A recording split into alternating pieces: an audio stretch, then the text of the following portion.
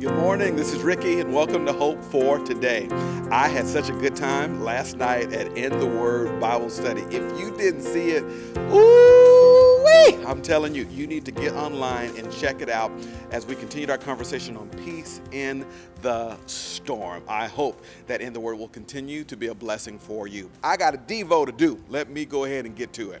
Here's the principle I want to encourage you with today. Always be willing to try new things. Always be willing to try new things. I am an old soul. Okay, I am who I am. My wife made me put on this denim jacket so I can look cool, but she knows that all I want is a polo. Okay, I wear polos every day, but she's saying, honey, you need to try new things. You got a bigger audience, and you need to be able to translate the gospel to not just you. Did you hear that? You need to be able to translate the gospel to not just you. The principle is this. A lot of times when we get stuck in our old habits, we're only effective with people who are just like us. Here's the problem with that kind of thinking. God has called us to be effective with whomever He entrusts us to have influence with in our lives. So always be willing to try new things. I'm an old fuddy-duddy. I think the best music is from 1985 to 1995. The only TV shows I ever watch are The West Wing and Frasier every single day. But I'm realizing that conversations are changing since 20 years ago. And if I want to be effective, I've got to always expose myself to new things and new paradigms because I always want to win as many people as I can for Jesus. Where are you stuck in the past?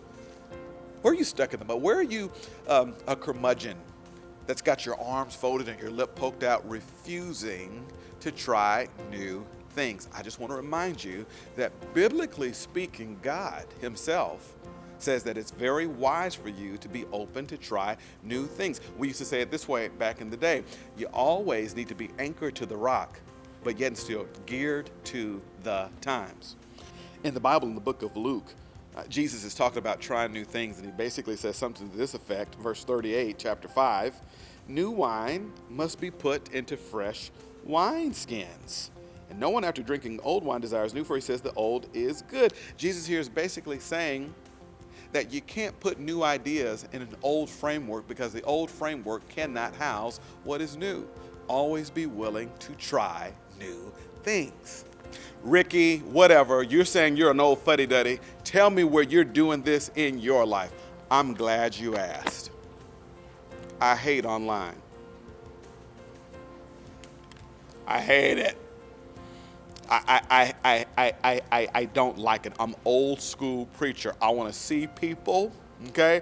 I want to hear them talking back at me. I want to hoop and holler and preach to know what happened in that moment. But guess what my staff's been telling me for 2.5 years? Ricky, you got to get online. Ricky, you got to get online. You got to start doing Devos.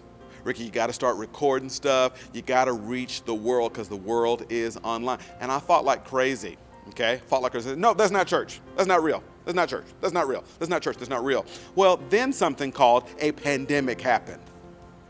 Pandemic happens, and now you're forced to be all things online. And guess what's happened in the last 5 months?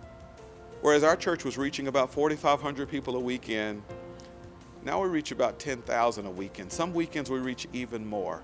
Through our Devos and through our student services and through our weekend services, we reach more people than we ever would have if we stayed in Ricky's old wineskins. So if I've got to try something new, maybe God is saying, you know what, I want you to think about trying something new too and see what happens. Be anchored to the rock, but still geared to the times. Always be willing to try something new. That's Hope for Today. I'll see you next time.